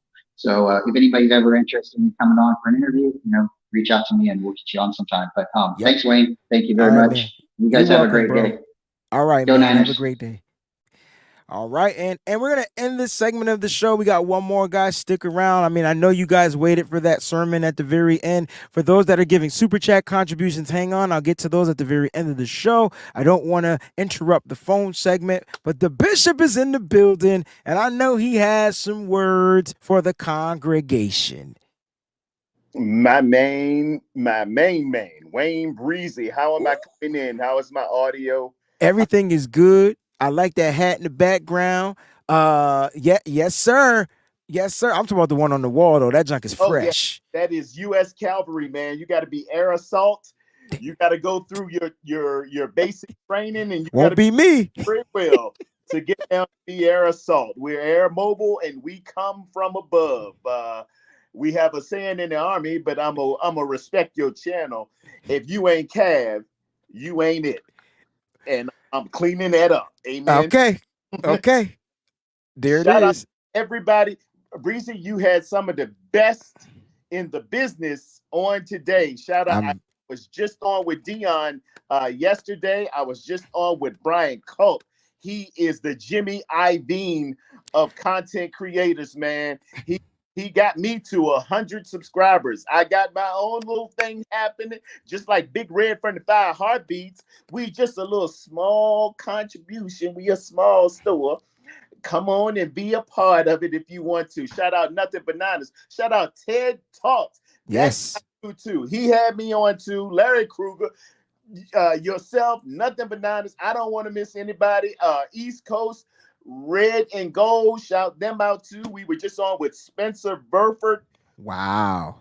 Week. My cousin, shout out Terror Management Group. He's like Arliss. He's like Jerry Maguire, man. TT been down. Yo, they don't know about Arliss, bro. What a HBO show, man. Bro, yeah, this is what TT do, man. That's my cousin. That Charles and Lois boy. He finds people, man, and he brings them up, particularly those in the San Antonio area. That's where he's based. Wow. Done wore gold medals. I see him at the Olympics sometimes. I see him with LeVar Ball sometimes. And now he signed Spencer Burford. I said, TT, you got to help me out, man. You know where I go. You know where I go. I got you, June. I got you, June. Congrats, my guy. Congrats. You know I was going to talk to his dad. Hey, Breezy. Yeah. And like I've been telling him, man, the Niners are loaded. They fully loaded. Everybody see it. It's just like the Five Heartbeats, the Temptations. Ain't nobody coming to see you, Otis. Y'all know what it is. 31 teams. Y'all are. Oh, I gotta get it. We coming after you. Yeah, they're stacked on both sides of the football. I tell you, I wouldn't want no other team. You better be representing the red, the gold, the white, and the black coming at them, and we taking no slack. The quarterback situation is the quarterback situation. Where you stand is where you stand. I just know that I saw greatness last year. I saw a platform of a young man that, man, I haven't seen. I've been watching football since I was 5 years old back in 1975. Trey Lance is showing up and showing out. They put that battery in his pack. Kyle had a talk with him and said, hey, Trey, if you really about it, you're going to have to get out here and grind. And that man ain't doing nothing but grind. The song that comes to me is Let the Work I Done Speak for Me. And that young man is putting in work. He's going to be ready too. Sam Darnold, I know we look at him some kind of way, amen, but on this team, ain't no way he going to be trash. I can make things look a little different. Listen, I know, but that it's up to Sam. It is up to Sam. It's totally up to Sam. Totally up to Sam. You came out just like Trey Lance. You were the 3rd overall. The New York Jets moved up to pick you. You were ballyhooed at USC. You were supposed to be this. You were supposed to be that. We look at the film, and you out here seeing ghosts. You're with a mastermind as well as defensive and offensive football and offensive design. If you can't make it happen here, Sam, it's time to call it quits. I'm sorry. It's time to hang up the cleats. UPS is hiring, and so is the Toronto Argonauts. Breezy, man, you had some eloquent callers. ED, man, he ran through it like a Texas tornado. He hit everything it is supposed to be about in the ancillary means that go into becoming the NFC championship team that truly are. Dion talked about the D-backs. Ironically, his name is Dion, representing the best cornerback that ever played the game. Brian Cook hit on some issues, but I'm going to isolate, fixate, and give you everything about the offensive line because that is what our Achilles heel might have been. Sometimes, Breezy, I hear people say, man, they're going to get a book on Brock Purdy because he always bails left. He always spins out going to his left. I would ask everyone within the sound of my voice, like and subscribe to my channel first. But think about this. If you had 4 or 5 of the toughest hoodlums in the United States, in the world, coming after you, would you bail out or ask for help to the left side where you have the 1987 undefeated Mike Tyson when he was in his full glory? Or would you go right where you kind of had Pee Wee Herman? If I need help, I'm probably going to go over to Mike Tyson's side. Okay. This dude is the dude. Trent Williams. Come on, Breezy. I heard Ryan Clark say the 2 greatest athletes played with were Sean Taylor and Trent Williams.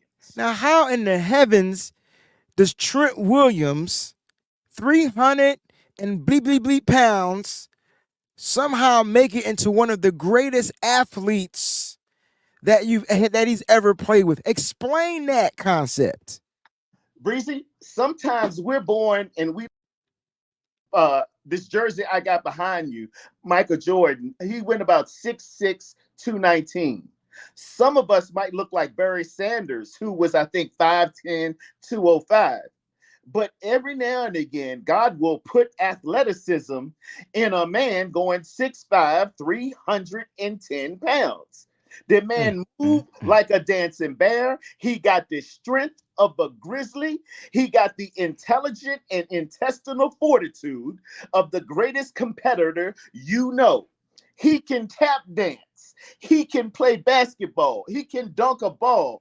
And for any defensive lineman that come at Trent Williams, man, I'm running behind that. I put out a tweet, and it was with Trey Lance scoring his touchdown. And I said, from now on, Kyle Shanahan need to make sure whatever happens to the left side. I don't care if they put all 8 defenders on that side. I'm going Trent Williams' side. It's just an automatic, easy transition for a player to make a cut. Imagine you run that side, it's a wall, but Trent seals the wall and the player can cut back to the right. Who the hell over that side? Come on, man. It just makes sense. Come on. Logical sense. Come on. That dude is real. He's the best. Breeze, I've been watching football a long time, and the only one I can really compare him to is Anthony Munoz, who played the great Cincinnati Bengal, all-pro NFL legend, Hall of Famer. Walk in. He's going to walk in. Trent Williams is that dude. Now, beside him was a guy I was a little speculative of, that first season. I was like, maybe he's soft or something like that. But Breezy, Mr. Banks from Notre Dame made some significant strides to the point last year at the end of the season. I thought, he might make a Pro Bowl. He just might do it. 65 been out there balling. That's why, if you go to the poll question, which player ranks the highest on the 49ers? And right now, it's a tremendous lead, and Nick Bosa's in the lead. But if you're overlooking Trent Williams, he's making the offensive line better. And I know it's a question mark. I know people scared about Colton McKivitz. But you got to go watch the games Trent Williams was absent. And watch who Colton McKivitz went against, the Aaron Donalds and these guys, and watch how well he played. Now, I am a little nervous about him on the right side. But he was a better pass protector on the right side in the games that he played and started on the right side than our right tackle from last year. I ain't gonna mention Mike McGlinchey's name on this show. You just did, but it's cool. Hey, Mike McGlinchey, I don't want to. You know, these players have made it to a level that I only dreamed about. So I'm not Facts. gonna put nobody trash. I'm not gonna put nobody down. But I will say, just what I witnessed, Mike McGlinchey, you for 2 or 3 years, I saw you coming up a little short and getting into the lap of our pass rushers and of our passers, and you just didn't give it to me the way I needed it given a lot of times. I'll be fair and honest and say that, and I'm glad you're now with the Denver Broncos. I'll be keeping an eye out for that. But on that right side too is Mr. Spencer Burford. Did you know this kid played the drums in school? I did not know that. Check his page. He's an accomplished drummer. He's an accomplished athlete. When I look back at his film, man, he swings his hips and he moves his feet. And when I was interviewing him, I said, you have played some more sports. He said, yeah, man, I play it all. I play football. I play basketball. I play a little bit of baseball. I play it all. I'm in paintball. I ride. I said, I knew it. I know an athlete when I'm looking at it. And guess who he hangs out with during the summer? Trent Williams. Trent Williams. I got footage. I haven't released. My cousin sent it to me, but I got footage of them sitting around him, Poe, and some other offensive linemen around the group. And Trent's really giving them the game, man. I think we got something in Spencer Burford. Every year, we have a rookie to a sophomore season, if I could mix the two things in, that makes this incredible step. Last year, it was Talanoa Hufanga. Yeah. Here, my slate is for Mr. Spencer Burford. And that brings me to McKivitz. It hurt me initially because they say, well, McKivitz is better in pass pro than McGlinchey was. And I'm like, well, why the hell didn't you put him in? What are you doing? You got the answers to the test and you ain't use it? It was a gift to McKivitz. I mean, a gift to it was a gift. Yeah, you know where I'm going with this. Yeah. It was a respect because you are our first round pick. We're not gonna do you dirty. Yeah. We're gonna sign you, but we're gonna go ahead and highlight you so that when you make your transition and get your paper. You are on to something. Plus, if you know the Kyle Shanahan, I know. Talk to me. That cat don't be putting. He be trying to have his cake and eat it too. Like he gonna be like, oh yo, I got this piece in McKivitz. I'm gonna only use him if I have to. That's it. Now he has to. We've seen him do it with other positions. That's my point. We'll hide a player. And shout out to Miss Jax Knox right now. Hey, I know everybody is creaming in their socks about CMC, and he's a tremendous man. He reminds me of one of those, you see the hat in the back. He reminds me of one of those officers that come out of Annapolis, man. The Marine officers. If you see his haircut, if you see how he go about business, look at his press conference. I've been around guys like that.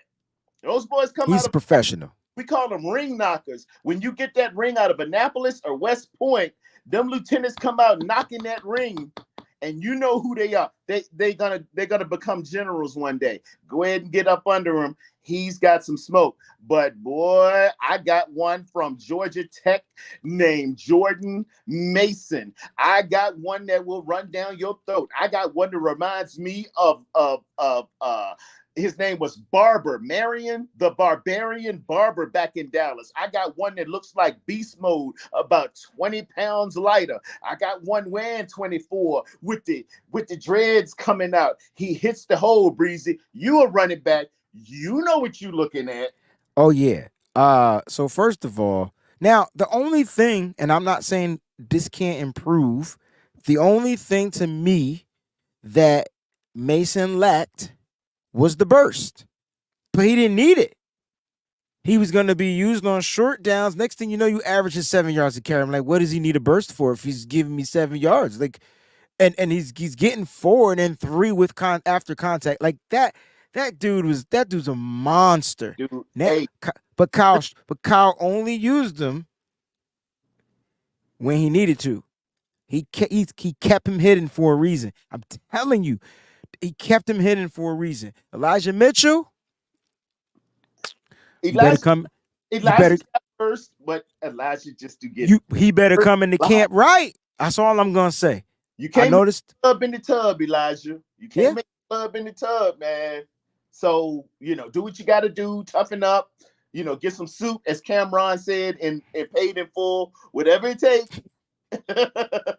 Get there. And then, hey, Breezy, we ain't even talking about TDP, who was at listen, LSU, where they got more players than the players ball on Martin on that he can ball. TDP. Well, my guy to watch this year is Kaylon LeBourne, but TDP, as of last year, is the kid that gets the most yards after contact. I don't know if y'all pay attention to that from a running back, but what that means is you can't tackle the mother sucker once he get going because he gonna break tackles.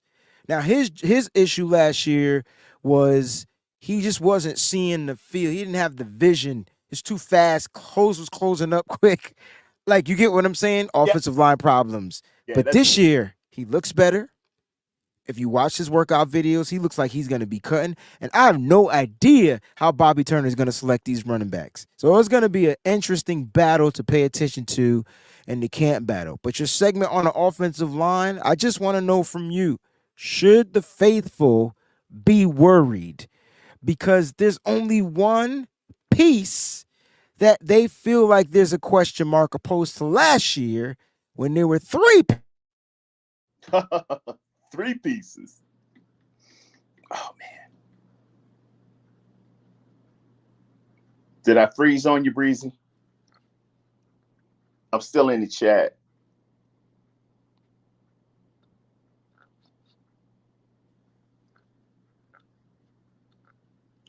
All right, I'm still going here. I can see on my television, but he said that we had three pieces that we were concerned about.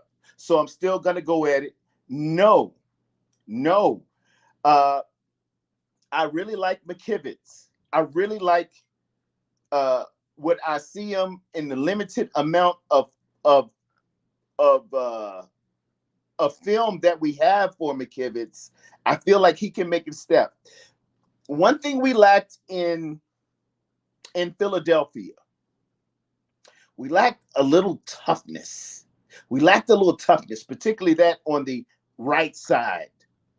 When that right side isn't tough, traditionally, football is made up of the right side being tough and the left side being talented.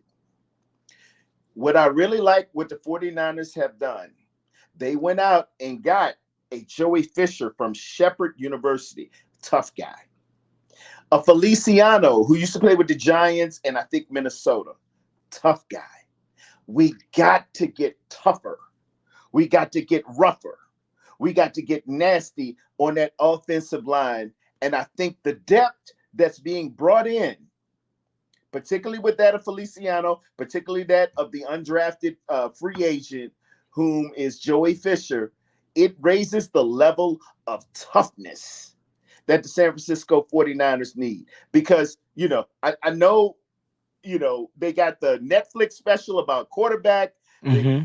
They got that. But the San Francisco 49ers is all about running that rock first. The run must be established. You got to have dancing bears with attitude. And I think that we have just that. And Madden might have put us at 84 or PFF doing this and this and that. I know football.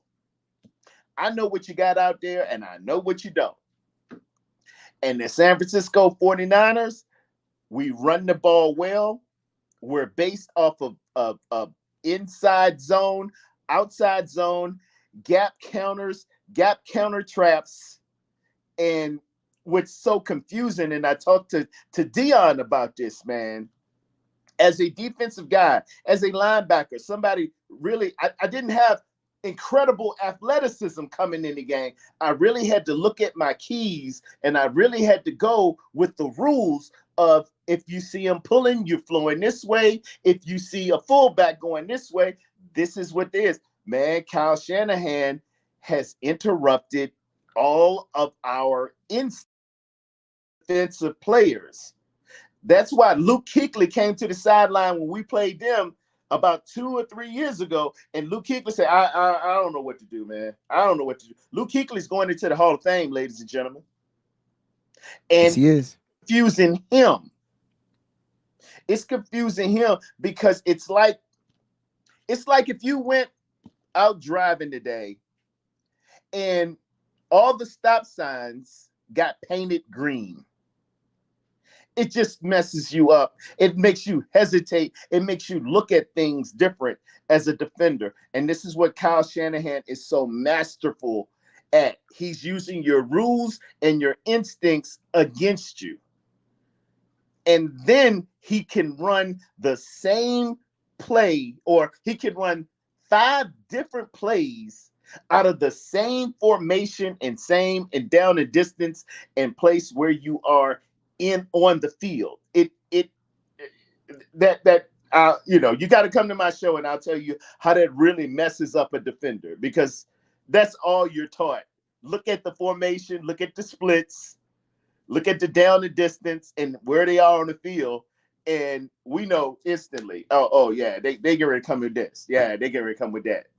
Man, Kyle will come, and that running back, a good running back, will either bend it, he will bust it, or he will bounce it to the outside. Oh my Lord. Yeah. Well, if you look at the stable of running backs, it looks like they can do all of them. That's what we need. And that's what he got. And we got pullers, and we got new tight ends who that can block, seal the edges. Yes. Who can block, who can come down on you, who can, you think you done made it once you beat that offensive line, once you beat that tackle, but somebody's coming out, clearing out your ear hole, whether it be a fullback, whether it be a tight end.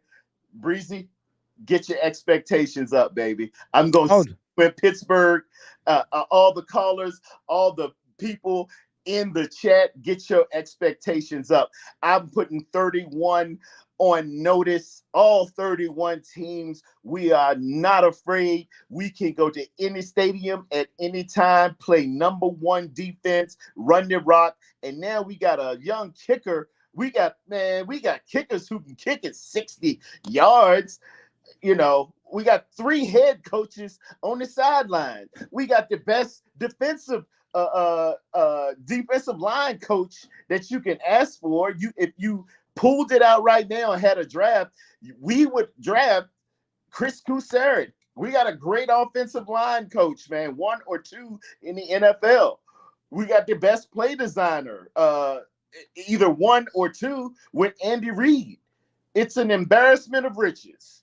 Hey, got to walk this thing out. God has already gave you revelation. He's given you affirmation. Ultimately, there will be. There it is. We are sending up. I love it. Tear it down. There it is. Listen, man, appreciate you. I don't know if my computer's going to crash out again. Mine is. I'm on my phone today. Usually, Breezy, that's how the devil do. He knew something was coming, and he was just trying to move things around. He trying to steal, kill, and destroy. Look at him. That's it. John 10 and 10. Breezy look at him up in the book. But fans and Breezy and everybody, I pray for strength. I pray for health. I pray for performance. I pray for your mental health as well. Keep y'all minds together. Continue to be one. Continue to be one force. 5 fingers separated are nothing but a slap, but an incredible fist. When it is bonded, when it is together, when it is united, when it is one, it delivers knockout blows. God bless you. God hold you and continue to bless the San Francisco 49ers and the faithful. Thank you, my brother. Appreciate you, man. Listen, in the chat, put your link in the chat so that everybody can go ahead and subscribe to your channel as well. What a great show. Had a great cast. Had a great, I just had a great daggone time. Apologize for the technical difficulties. I'm sitting here midstream and the computer just went blue and said, we just gonna restart. I was like, okay, there's nothing I could do. But I appreciate you guys for sticking around for almost 2 hours. Now, there should be a Nitty Gritty Niners show on tonight. I'm going to check with the crew, see if they'll be good to go. I do want to get to some of these super chat contributions that I didn't read a little earlier. He says we should only be talking about Lance. This is from Maui. He's about to take that starting job back. Listen, he looks good out there, my brother. I see him. He has the mentality. I'm not saying that it's going to be easy. He doesn't feel it's going to be easy, but that's the one thing I love about Trey Lance.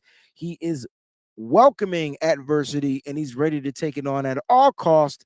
And I'm with you. I think Trey Lance is going to go out there and make that decision that much more difficult for head coach Kyle Shanahan to make. All right. Jack says, for the last time, I see in the future. She's trying to let everybody know she's Cleo. Miss Cleo at that. 17-0 and 1 quarterback. So just okay, she's adding a little affirmation, 1 quarterback. All right. And then Molly's back and says Purdy won't be ready until at least October. He'll bet this $2 on that. And then my man Young, I don't know how to say your name, and I know if I say it, they're gonna say something about me saying it, so I don't want to say it. So Young D Dong, all right. Quarterback by committee. Has that ever worked? And can the 49ers make it work? Now, we heard Kyle Shanahan talk about when Trey Lance was drafted. He didn't want to do that with Jimmy Garoppolo. He felt like it was 2 playbooks. It was too confusing and things like that. Even though he made it work, what was that? Against the Green Bay Packers, and he came in and Trey Lance got his first touchdown. You know, I'm like, what are you talking about, Kyle? Anyway, I think this will only not work is if Kyle Shanahan doesn't allow it to work. But there's a possibility that it could work. Guys, thank y'all for tuning in, man. I appreciate everybody. The poll question is simple. Which player ranks the highest? You all guys voted for Nick Bosa. That is the number 1 person of importance for this 49ers team to you guys. I would have went with Trent Williams. He did finish number 2 with 30%. Christian McCaffrey, 3 with 7. George Kittle with 4. Terradome said a couple of things, and I wanted to end on this one thing just to add to his take. He said that the San Francisco 49ers aren't scared of anybody. And I'm going to tell you why. There are 3 players on offense that ain't scared of anything. I can tell you that. And because of their mentalities, they're not going to go into Pittsburgh and get bullied. And if you know those 3 players like I know those 3 players, they're going to do the bullying. And I'm talking about Deebo Samuel. I'm talking about George Kittle. And yes, I'm talking about Jawan Jennings. You're going to start showing him some damn love on my show. Love you guys. See you guys tomorrow. The John and Wayne show will be here in full effect. We're going to draft our defense, 49ers defense. And then on Wednesday, the Wayne Breezy show will be back. Don't forget to tune in tonight. I think 7 or 8 p.m. Eastern Standard Time. We'll put it out there for you guys. Nitty Gritty Niners show. It's good to be back, baby. 49ers camp underway. Let's go. Stay up, stay faithful. Most important, keep it nitty gritty. You know how we do, baby. Thanks for watching.